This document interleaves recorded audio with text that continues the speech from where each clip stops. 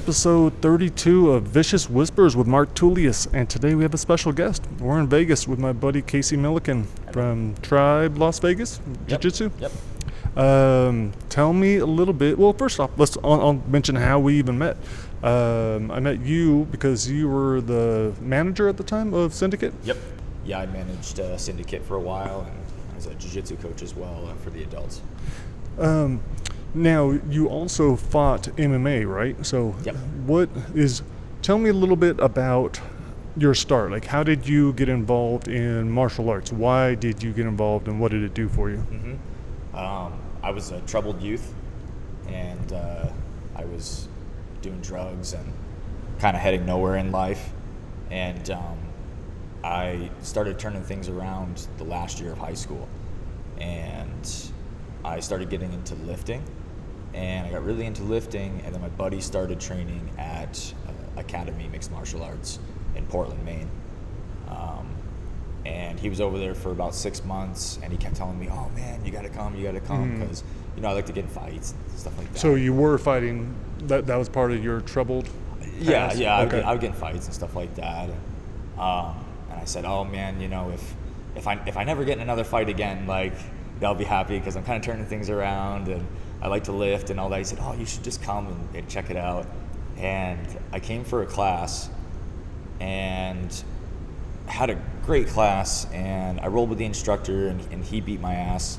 And then I rolled with some girl, I don't know, I don't think she even trained like long term or anything like that, but she was there long enough to literally just tie me into a pretzel and choke me.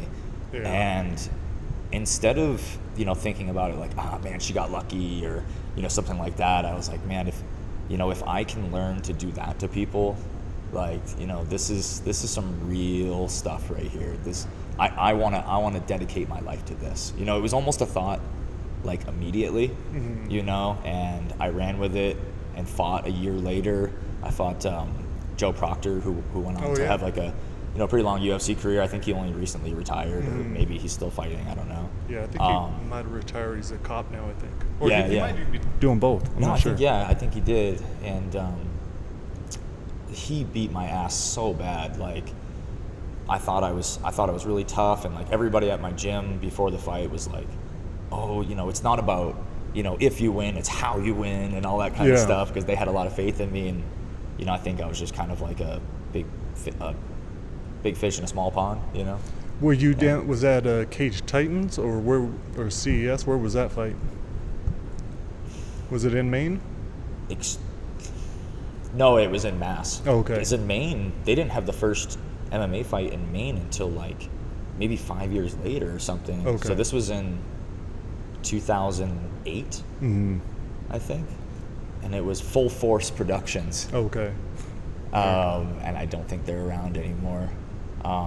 But that was like part of that Mass MMA scene and all that. Tom Lawler also fought on that. We reminisced, and I think we fought on the same show at a certain point. But that's cool. I have so many friends out there now, because that's where I did a lot of Unlocking the Cage, was interviewing guys, especially in Massachusetts. That's pretty much where it started. So that was pretty cool. And your buddy Sean Durfee. Yeah, Sean. Yeah. I forgot that you went out there. Yeah, I actually ran into him at a fight. I think he was coaching somebody. But yeah, had a cool talk, and follow him on social media all the time. Seems Sean's like awesome. Yeah, and he's got a kid's school now too. Yeah. So that's really cool. All right, so with the training, were you doing it to become a better fighter? Did you have the goal of making money fighting? Because I was thinking back to when I was doing it, I think it was a combination of all those things. Sure.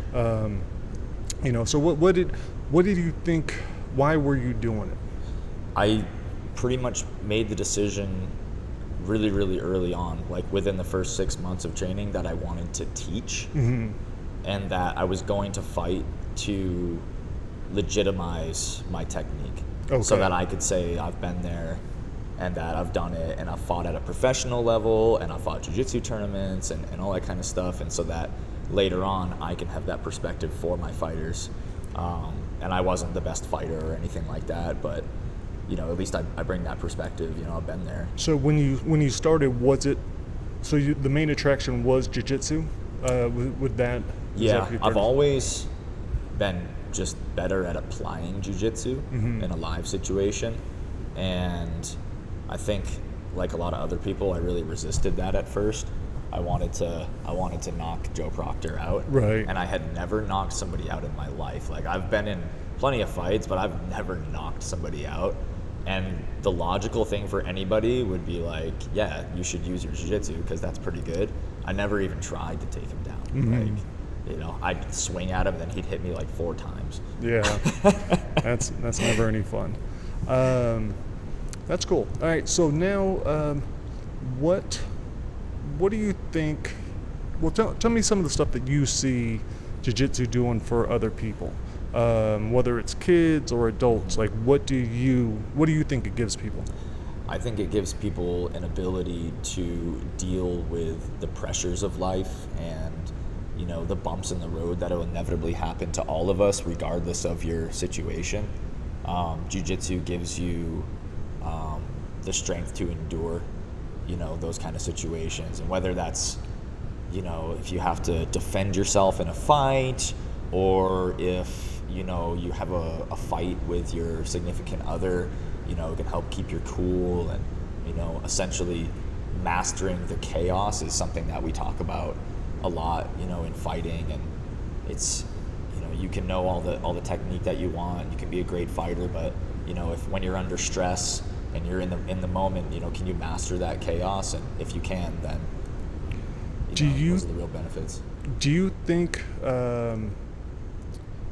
how much have you changed from the troubled past? Like, from being that kid, do you think, like, if you had to stop jiu-jitsu for injuries or whatever else, do you think you'll remain this newer, calmer self, or do you still have lots of that same stuff? Do you think you've kind of worked through it and this has been a big part of it? I think I've matured a lot, but I just know when I have a long break from training, I definitely start to change mentally before I even change physically. You know, it'll take me forever to start putting weight on and stuff, but I mean, once I go a week or more without training, I can't deal with situations as well, you know. Yeah. Like what I was talking about, I can't master that chaos as well anymore, and I really need some form of release and absolutely push yourself. Yeah, that's what I think that's been my biggest problem this whole year. Is not being able to train. So not only the uncertainty of whether or not I'll be able to do it again,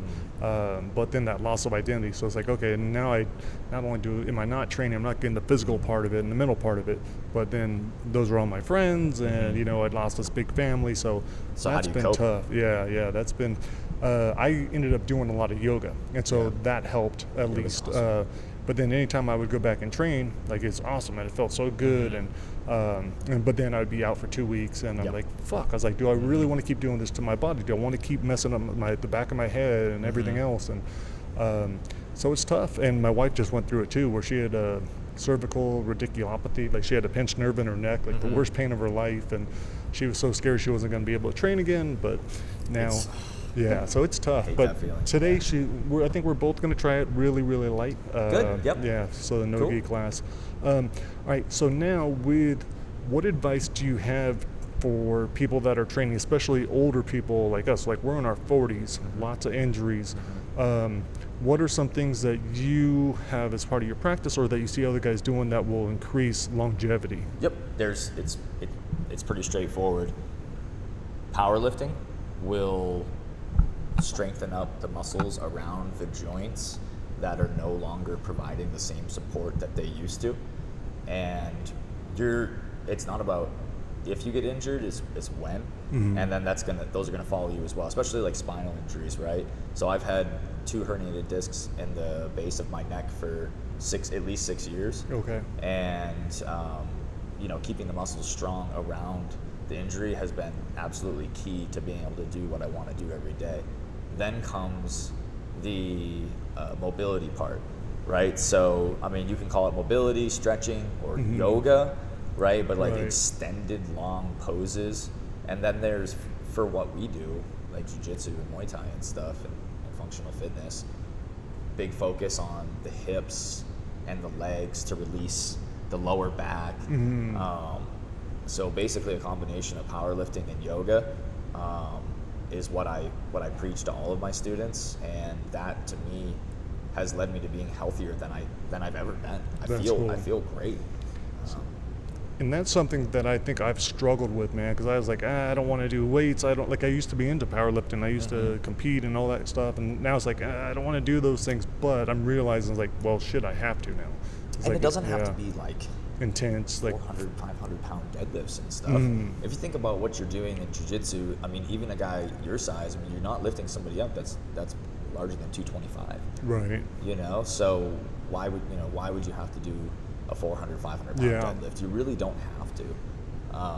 And we're not really trying to be world champions anymore or anything like that. We're just trying to get by so we can do what we love every day. How about as far as rolling? Because I think one of the things that I notice is, man, like, I know I'm supposed to go light, and I'm going against guys half my age, but I want to go hard, and I want to, go as hard as possible. But why?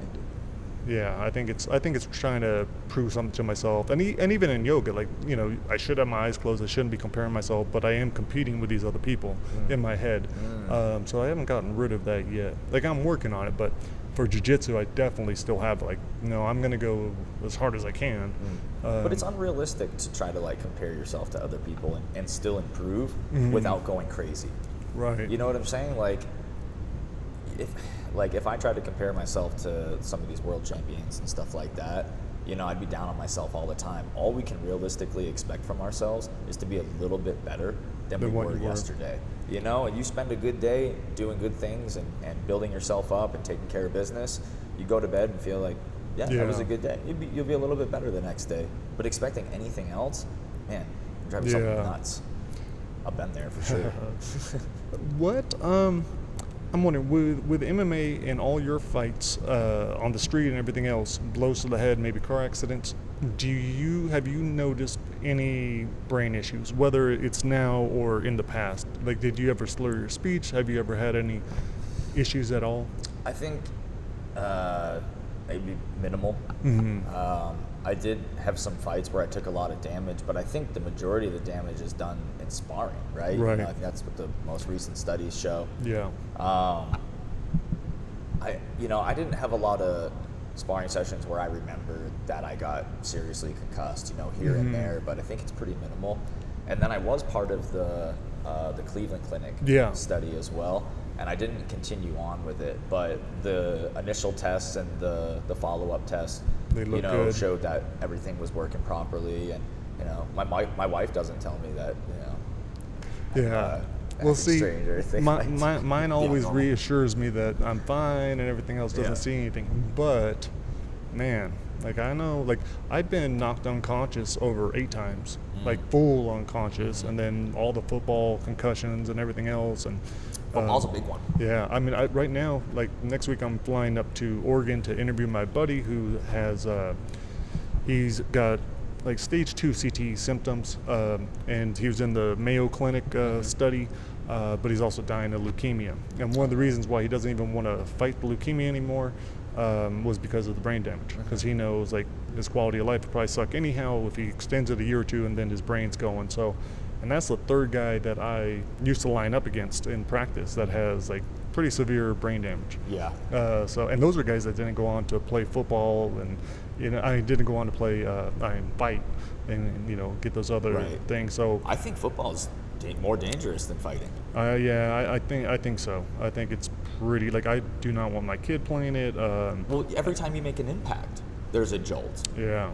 Right? Even if you don't collide helmets, right? Yeah, and like when, I mean, and I'm sure it's changed a lot, but I mean, I played defensive line, and every play I would lead with my head, and I would clash heads. Like, so every single down, whether it's in practice or out, the game, like, we were smashing heads. And I always wondered too, like, how much did that change me? How much did it affect me? Did that make me more violent? But I guess we'll never know that shit. Well, their brain's complicated, but the people over at Cleveland Clinic are doing great work, and they really care. Like, every time I've been in there, you can tell that they really, really care about what they do, and they treat you so well. So more time that goes by, the better chances that they're gonna discover stuff and ways to slow it down. I had the chance. I've only done it twice I've done 2 so far. On my last one, I got to interview Dr. Bernick, and the main guy, and Okay. super cool. And we went over all my results and everything, and at the time I was doing good. So hopefully, I need to schedule the next one and get in there. I follow Ryan Couture, and he just did his 5th one, his 5th follow-up, and it said the certificate said that it certifies that he does not have donkey brains. I think I saw that on Instagram. Yeah. I thought that was pretty funny. Yeah. Good. Glad he doesn't have donkey brains. Well, so all right. So for people that are in Vegas or that that visit Vegas and want to check this place out, tell me a little bit about this. And can people come check it out and to just do like a trial? How does Absolutely, yeah. Locals can do a trial. It's $19 for 3 classes. We do have 3 different programs. So we have the Muay Thai, and the head instructor is UFC fighter coach Jessica Rose Clark. Oh, nice. Yep. So she's running a great program, and we already have people fighting a week from tomorrow. And I'm running the jiu-jitsu over here for the adults. We've got Sean Fitzsimmons, who's a Fred Senpai Shao black belt, and Sean and I have been training together for about 10 years. We go way back at Syndicate and Throwdown and Warrior Training Center, and so it's kind of cool to come full circle and have my training partners come and be coaches at the gym. But you can come, you can take 3 classes if you're local, and anybody that's coming from out of town, it's $20 a class. Come on in. And we also have open mat and open sparring every Saturday. We do the 9 a.m. Open jiu-jitsu, and then the 10:30 open sparring. Okay. So Jesse comes in, does that. Now, people might hear that. They might hear, a UFC fighter is your coach. Is this just for people that want to fight, or are people coming in and doing these classes just? No, not at all. I mean, I would say, the majority of our people, don't want to fight. And it also depends on what you mean by fight. MMA fighting, to fight for this school, it's, we've got some standards. You got to make your way through certain parts of the jiu-jitsu program, and you've got to get into the, advanced Muay Thai and stuff like that. So if you're not willing to do that kind of stuff, you're not going to fight in the first place. But most of our people are recreational. What we're really trying to do is, change people's lives on a base level. If after, they've conquered their fears and jumped out of their comfort zone and learned some skills and stuff, if they want to compete and do that, absolutely, we'll push them to it. So that's we cool. do it all.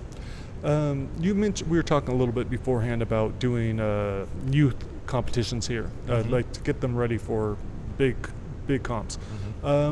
How do you feel about kids competing? When should they do it? Is it a good thing? Is it a bad thing? Is it too much pressure? How do you feel about that? I would like to first say that when I weigh in on kids things, I don't have kids, so it's not completely fair for me to even have an opinion. But that being said, I usually follow through on things, so I feel like I do feel like it's really good for kids to compete, and whether they have, whether they win or lose, it's important to, get back up on that horse and do it again. And it's no different for the adults, to be honest with you.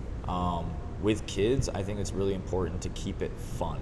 Once it stops being fun, you're gonna lose them, and so I think some parents really push their kids too hard, and it's usually the parents that don't get on the fucking mat. You know what I mean? And so that drives me crazy. And then you have a guy like Tim where, he's got both his kids in the program and he trains every day. He doesn't say shit. You know what I mean? He doesn't even look at his kids while they're training because he knows that, coach is taking care of it. But I think it's great for kids to compete.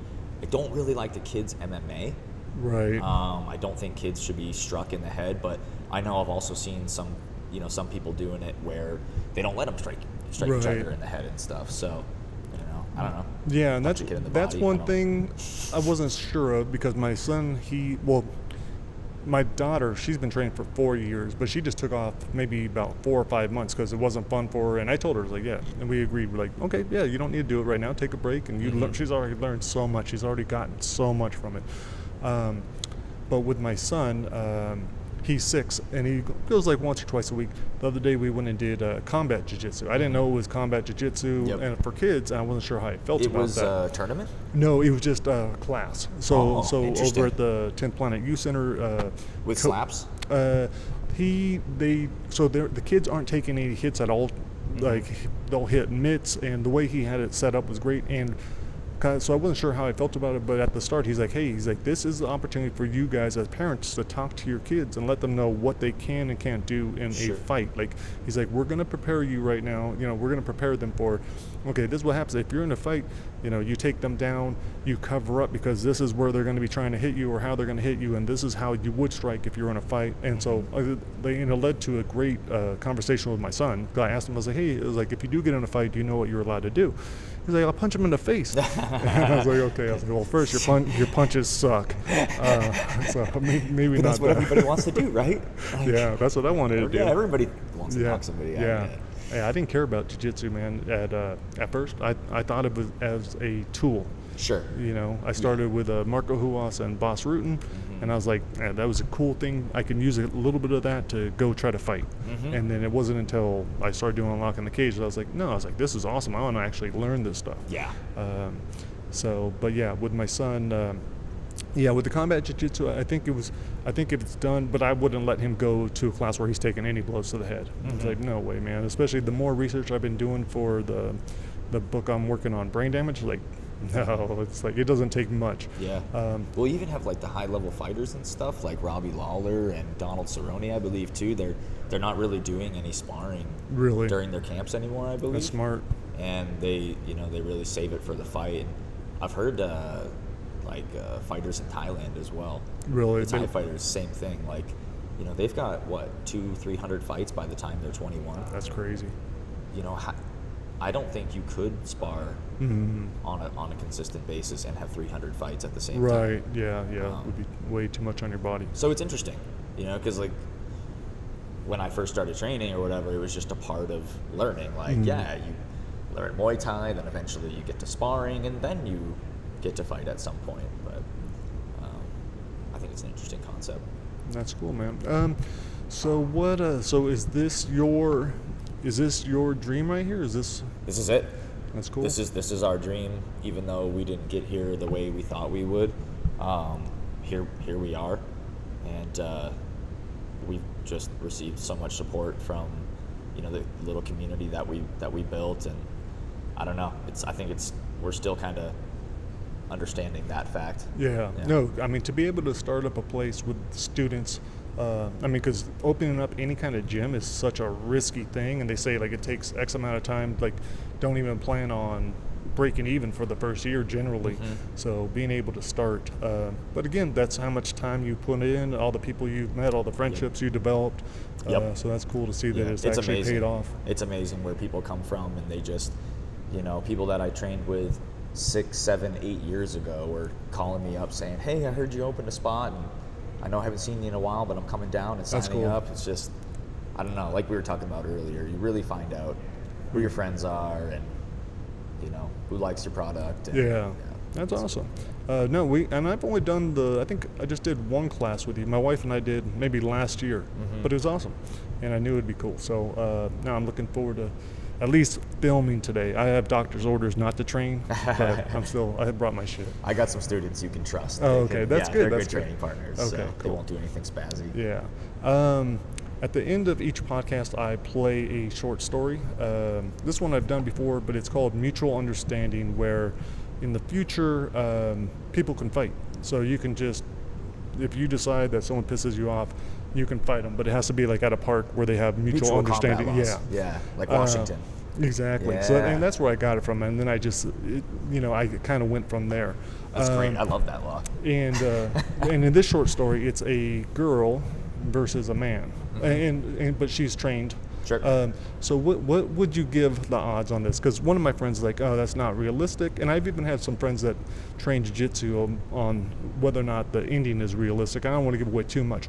But a female, maybe let's say like 130-pound female with a good amount of fighting experience, both, and like let's say purple belt jiu-jitsu, against a big guy, like maybe my size, but who knows nothing. And she's fought, yeah. And a guy your size? Yeah, but a guy my size who knows nothing. And if she's a purple belt from a good program and she's 130 pounds, her chances of choking this guy unconscious are very high. Okay. They're very, very high for sure. I mean, if she's from a legit program and she's got fight experience and she's a legit purple belt, she's gonna fuck that dude up. And she has heel hooks. Yeah, I mean, there's always something that could happen. Right. But if you want to talk about statistics, dude, it's really not looking good for that guy. Okay. Yeah. See, and that's what I'd put money on it. Okay, and that's what I would do, and that's what guys that have never fought or don't know anything about jiu-jitsu might laugh at it or whatever. But like, no, man. Once you see, like, They laugh at it. Come to a jiu-jitsu gym and wrestle with a 130-pound girl. That's a purple belt. Yeah. She's gonna push your shit in. Yeah, no, that's how it is with my wife. Like, I have to be incredibly careful when I'm training with her because she'll catch me super quick, and I'm a lot bigger than her, and I trained longer. But so yeah, man. All right, well, I will. I guess we'll wrap this up. It was awesome coming out, seeing you, and then looking forward to training. Thanks for coming, man. Yeah, it's great to see you This is guys. cool. All right, thank you, man.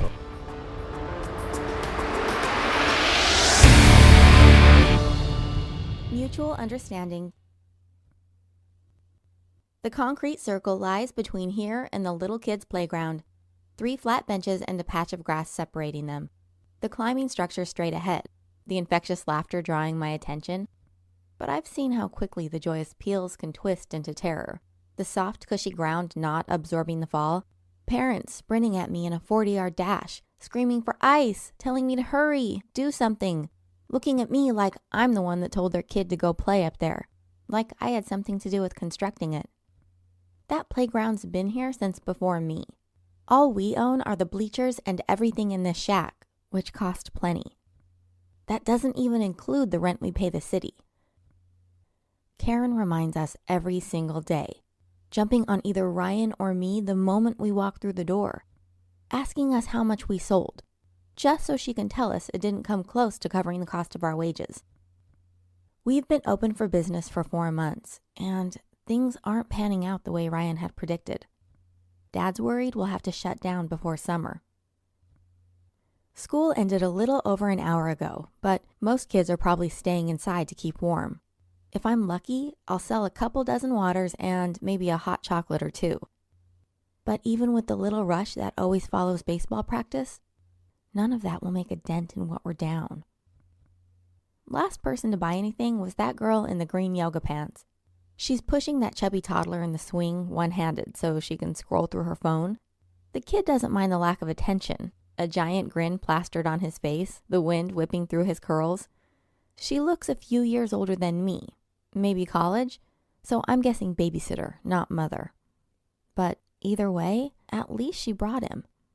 Karen has never come here with Derek, and we live across the street. Mom loved this park. The birds, the trees, the laughter, everything about it. We were here every day of the year, rain or shine, and Mom took photos to prove it. Most of them are just me, but some with her in them too on the days Dad joined us. Her favorite was when I was 4, standing on that middle bench, whistling to the blue jay on my shoulder. My favorite is when I was 8 and we were cuddled on the grass, a week or 2 before the chemo. Lots of photos were captured in this circle, sporting roller skates and protective gear in the winter, a swimsuit for all of summer. The 6-foot-high pole in the center hasn't sprayed water for the last 5 years. There used to be a sign that read, "No riding toys, no running." It might as well have said, "Go ahead and fall off the monkey bars, but don't you dare trip on the concrete." The new sign is ours. Something Dad special ordered. 4 words that cost $100. Reserved for mutual understanding. A couple of kids are clomping up and down the bleachers to the right of the circle. Freddie, the homeless guy who sleeps in our shack most nights, is bundled up in his sleeping bag beneath the bleachers to the left. Most of the mothers and nannies are gathered around the benches with their backs to me. The only person facing the shack is the bald guy on the front bench. Every Tuesday and Thursday, he visits with his preschool daughter, a tiny blonde girl with glasses. I've never really seen him play with her. Usually he just hands her a tablet and she's glued to the device while he scopes out the area. The shack often one of his main interests.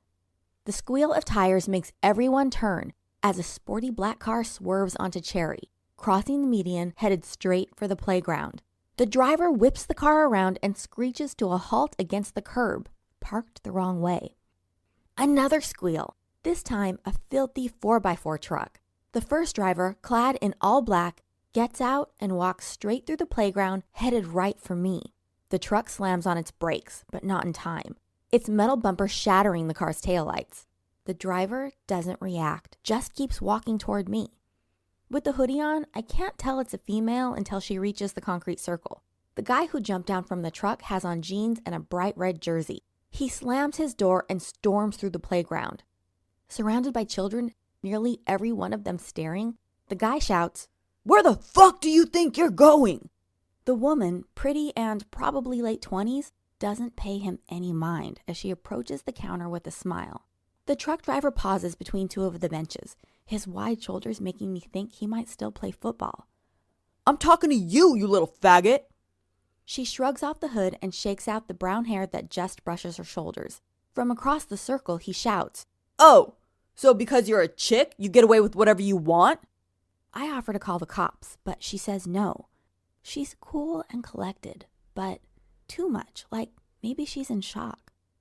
Makeup covers most of the black eye, but not her oddly curved nose or the faded scar on her forehead. I figure she had her own phone, but hold up mine just in case. Do you want me to call? Nope, just a bottle of water, please. The big guy wasn't going away. "Come on, you were so tough earlier. You can't even look at me." The woman pulls something from her wallet. Nodding at her face and keeping my voice down, I ask, "Did he do that to you?" She shakes her head. "I don't even know this guy." He forces a laugh. What are you doing? You gonna call the cops? Go for it, you little fucking liar." Aiming some hate my way, he says, "What's that little cunt telling you?" Oh, the water. I disappear beneath the counter, think of grabbing my pepper spray from my purse, but just come up with her bottle. The woman pays with a 20, but when I hand her back 3 5s, she won't take them. She flashes a sly smile and whispers, "Put it on me." "I'm sorry, I don't."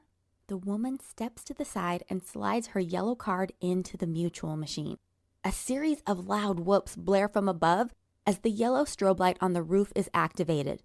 The computer reads, Sarah Torres, 32, 5'8", 135, B. Everything seems in slow motion. The guy yells something I can't hear with my hands over my ears. The whooping stops after 5 seconds. The first 2 rows of both bleachers nearly full. A line of women face me from the side of the benches, some standing on top, the children beside them. I drop the cash on the counter and call Dad. He answers on the second ring, asks if everything's okay. The bald guy comes up to the counter, asking the woman something about training. Into the phone, I say, "Yeah, so far, someone's thrown down their card." It sounds like Dad is trying not to get too excited. "Just one?" "Yeah, a lady." The guy in the jersey is at the far end of the circle talking on the phone, waving off the group of skateboarders gathering round. "Make sure everything's recording. I'll check the feed on my end. Remember, 5 minutes if they agree." Reaching up, I hit the red record and then the blue streaming buttons. "It's on. Dad, can you find Ryan? There are a lot of people here." Sure. I'll get him down there right away," Dad promised. "Don't worry, honey. I'm patched in and everything looks great. I'll open up the boards as soon as we get confirmation." I don't want to ruin his excitement, but say, "If she challenged a guy?" "Well, it doesn't look like he's going anywhere. Must be game. Go, honey, handle business. You got this." As I hang up, Sarah turns to the guy. "How long are you going to make these good people wait?" "I'm not going against a girl." "I'm not a girl." "This is fucking ridiculous." He turns and starts toward the benches, a wall of people blocking his path. Now it's Sarah's turn to yell, her voice still under control. "Figured you for chicken shit." Spreading her arms, she presents him to the crowd. "This, boys and girls, is a bona fide coward." He spins around and steps into the circle. "Fine. You want to do this? Let's do this." Sarah moves to the other side of the counter and gestures to the machine. "Then how about you stop blabbering and insert your card?" He pulls out his wallet and rifles through it. I don't even know if I have it with me." Without the slightest hesitation, Sarah points at me and says, "She can sell you a replacement. Hell, I'll even pay for it." He locks eyes with Sarah. "You're nuts. I'm not fighting some psycho bitch." The baseball team joins the crowd. And now, no less than 24 cameras are catching every angle. Sarah says, Go ahead and let the coward leave. But make sure you get a good look at his license plate. I'll have to report him for the hit and run. He doesn't say a word, just heads straight for the machine and shoves in his yellow card. Nothing. I walk over and glance at it. It's upside down. The crowd bursts into laughter, calls him dumb shit, moron, a dozen different names. His cheeks match his shirt by the time he gets it right. Another set of whoops signaling a mutual understanding. Gerald Marin, 25, 6'1", 210A. This is so stupid, he says, probably more to himself than me. I don't want to fight some girl. Pointing to the timer counting down on the wall, you still have time to cancel. From just a few feet away, Sarah snickers. You mean chicken out. Gerald won't look at her, just calls her a psycho bitch. She says, yep, must be true if you keep saying it. The 60-second cooling off period is almost over. I give them one last chance to back out, then press the button that posts all the details to the Shack's billboard. The bald dad squeezes in front of Gerald so he can be first to place his bet. At least a dozen others line up behind him to use the machine. The rest of the counter is filled, people calling out orders, not bothering with a line. Sarah takes the right bleachers as her side. The crowd cheers for her, giving her space to take off her sweatshirt. Clad in all black except for the white swoosh of her Nikes, Sarah bends down and says something to the little girl with glasses sitting in the front row. The girl nods and Sarah lays her sweatshirt across the girl's lap. Gerald looks over the mob and catches my eye. What did she say? It was taking all I had to get everyone's order and change right. I simply shake my head. The back door unlocks and Ryan walks in, breathing heavily. Holy shillies. He takes it all in. This is for real. Cherry is stopped with cars. Gerald raises his voice. What did she tell you? Ryan says, hey man, we got a job to do. Only 19, but never one to be intimidated, Ryan nods at the left bleachers. So do you. Gerald backs off, and Ryan and I continue to take care of the customers. With 2 minutes still left on the timer, everyone is back in their places. Snacks torn open, popcorn spilling. Ryan wraps me up in a huge hug. Oh, I can't wait to rub this in Karen's bitchy little face. 10,000 just for hosting this. Gerald stands outside the circle, cracking his knuckles and moving his head side to side like he's checking for a clunking sound. Sarah is inside the circle doing slow, deep squats, her eyes trained on Gerald the entire time. I tell Ryan, I don't think I want to watch. He has both hands on the counter, beaming as he soaks in the scene he'd dreamed of. Yeah, of course. Why don't you get the ice and bandages ready? Sarah rolls her neck in every direction while pumping her arms back and forth across her chest. Gerald shakes his legs out and keeps on knuckle cracking. Sarah raises her right hand overhead and shows us her red card. Staring at Gerald but speaking to everyone, she says, let's make this more interesting. The crowd roars, stomping their feet, the bleachers shaking. Gerald doesn't say a word, his face hard to read. Sarah practically bounces over to the machine and replaces her yellow card with the red one. She returns to the bleachers to the sound of 3 blasts of the air horn. You're insane, Gerald says. I'm not doing this. The teenagers in the swelling crowd grow hostile, tearing into him with names none of the children need to hear. Fuck you. Fuck all of you. The crowd does not relent with their calls of cowardice. Sarah says, okay, let's change that billboard. Make the odds on whether this little pussy leaves. I got 50 that says he splits. Yellow tail between his shaved legs. Fine. You guys want it? I'll give it to you. Gerald stomps over and gets out his red card. You saw she started this, he says to me. She's begging for it. I don't say a word, just watch him slide his card into the reader. I cover my ears for 3 more blasts, watching the red strobe light activate and reflect off the concrete. Another wave of people is lined up for the machine. Gerald shucks off his jersey, a white tank top underneath, tattoos on each swollen arm. Sarah walks over to me, appearing confident, not considering backing down. She hands me her wallet. There's just about $500 in here, 13-to-1 odds. Put it all on me and we'll split it. Dad would have pointed out that half of nothing is nothing, but that's all I have to lose. Plus, I don't want to ruin the confidence Sarah has built up. I ask Sarah if she's sure, and she nods, slipping in a red mouthpiece and heading back to her spot. Ryan shakes my shoulder. Hey, what are you waiting for? He grabs the money and runs around to get in line for the machine. The bet placed, he hands me the slip with less than 20 seconds left on the clock. There isn't a cloud in the sky, but the air feels electric, like it's about to storm. Nearly everyone is on their feet, the noise louder than any game I've ever been to. I'm gonna stay right here, Ryan tells me. He leans over the counter and presses the button to lower the pole, the sign sliding down through the drain. Elise, you don't need to see this. I want to agree, to face the back wall, but just like everyone else, I'm drawn to the circle. All betting is now closed, Ryan shouts. Combatants, take your places. Gerald's work boots clunk onto the concrete, his fists by his sides. Sarah turns to the little girl in glasses and gives her an almost imperceptible nod. The girl smiles at Sarah and then buries her face in the sweatshirt. Sarah bends over and reties her shoes, tucking in the strings. She enters the circle and Ryan gives me the nod to blow the last air horn. Gerald stays right where he is. Sarah advances, crouched down like she's in a martial arts movie. I don't watch MMA as much as Ryan, but from the way she glides like a snake sizing up prey, even I can tell she's trained. Only problem is, Gerald's being 1.5 times her size.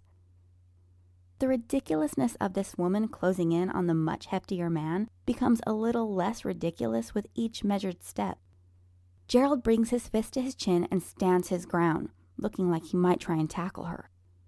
The crowd quiets as Sarah passes the center of the circle. She jumps in and out of his striking distance, but Gerald never bites. Sarah's third time in, she steps diagonally to the left, blasts the inside of his knee with a vicious kick, knocking his leg out wide, the crowd roaring approval.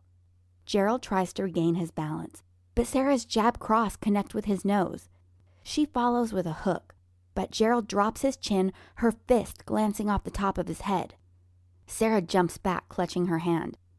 Gerald leaps in and just misses with a haymaker.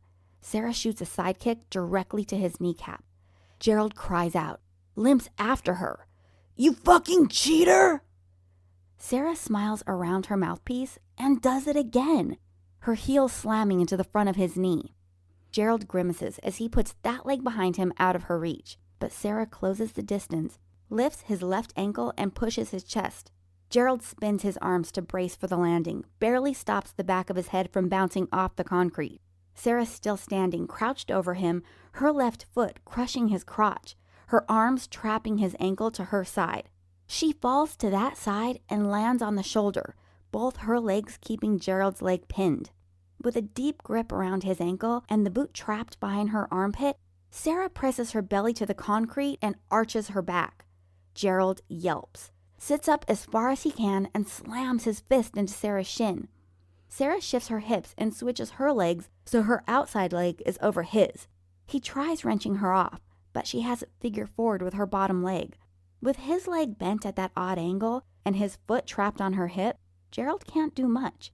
He throws a backhand, but she ducks under it, his heel caught in the crook of her elbow as she takes it with the leverage of her whole torso all the way onto her far shoulder. I tell myself that pop was just his jeans tearing, but the screen says it was probably a ligament.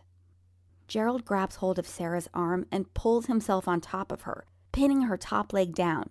His left hand finds her throat and squeezes. Sarah knocks off the choking hand, but doesn't see the punch that cracks her upside the head. There's blood beneath her. She keeps moving, deflecting the next 2 punches off her forearm. Sarah sits up and hugs Gerald close, bringing them back down. The moment his hands hit the concrete, Sarah brings her shin high on his back, over his shoulder and under his chin. Ryan shouts, "Oh, fuck! An omoplata!" Sarah sits up and wraps her arms around Gerald's neck. Gerald strains to get away, like a dog on a leash, his face smashed into the concrete, his arm riding further up his back. He bursts forward and breaks Sarah's grip, drags her underneath him, and drops all his weight. Sarah grunts loudly, but never stops scrambling. Getting her feet on his hips and then locking her legs behind his back, Gerald reaches back to throw a right hand and Sarah launches her body at his left arm that's braced on the ground. They start to tip over, but Gerald slams his hand back to the concrete. Sarah ducks beneath his armpit, sliding around to his back. Now Sarah has a foot wrapped around the front of each of Gerald's legs and fought to get an arm around his throat. Gerald tucks his chin and pushes off with his feet, throwing them into the middle of the circle, Sarah's head banging off the drain. Keeping his weight pushing down on her chest, Gerald throws a blind punch over his shoulder, a meaty thud that smacks Sarah square in the mouth. The sound of sirens grows louder than the crowd, but doesn't silence them. The sirens come closer and closer as Sarah hides her head from the punches, Gerald's knuckles bloody from the misses that connect with the concrete. Everyone is so absorbed with the fight, I'm the only one that notices the police cruiser tearing through the parking lot and slam on its brakes just feet from the back of the bleachers. The cop burst out of the car, pistols drawn, yelling at everyone to clear out of his way as he pushes toward the circle. Sarah's face is a red smear and she's flat on her back, but looks safe. Her legs wrapped around Gerald's neck and right arm, his left in no position to do any damage. Gerald's face is purple when the cop bursts through the crowd and lunges into the circle. Gun aimed at Sarah's head, the cop shouts, "Release him, now!" The crowd boos, but Ryan holds up his hand to quiet them. Pointing at the 2 red cards in the reader, Ryan addresses the officer. He agreed to an advanced mutual understanding. Those 2 are the only ones who can stop it. The cop doesn't take his eyes off Sarah. "I said now!" Sarah glances at the cop, but can't seem to take in what he's saying. Ryan urges her. "Go on, he can't stop this." Ryan cites the lot of the cop, swears they'll make a citizen's arrest and sue if the city continues to interfere. The officer lowers his gun, but only a bit. "That man's a police officer." Sarah takes a deep breath through her nose as blood trickles from her bottom lip that's torn in 2. Speaking around her mouthpiece, she says, "Not in here!" Gerald takes advantage of the distraction and drops to his side, freeing space around his neck. Instead of fighting to get back under him, Sarah swivels on top, her legs still triangling his head and arm. In complete control, Sarah sits back on his chest, a steady stream of her blood falling on the forearm that tries to hide his face. The cop yells at me to do something, to shut it all down, but Ryan says that isn't gonna happen. "This is all on video, and you're trespassing. Get out of the circle." Sarah spit out her mouthpiece and hits Gerald's cheek. "Or stay there and you can go next." Gerald peeks from around his forearm and whispers, "Please." Sarah shakes her head and slams her elbow down on his forearm. The crowd roars. She does it again and again. An explosion of applause accompanies each strike. It looks like his forearm breaks on the 6th shot. I stop watching after 2 more, but I hear the thuds keep coming, becoming wetter. The cheers die down until finally, no one utters a sound. There's only her breathing, ragged, like an animal not to be messed with.